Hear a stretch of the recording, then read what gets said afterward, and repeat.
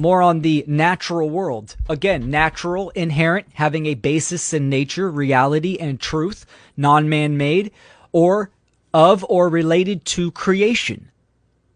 That's its etymology. Creation is nature, and we are not separate from it. We are a part of it. The living, creative dynamic interacts with humans through principles of expression. These immutable and binding boundary conditions, called laws, are in place by creation, nature, to guide humans within the experience. This realm is a school, the university, for beings to experience, evolve, learn, to lower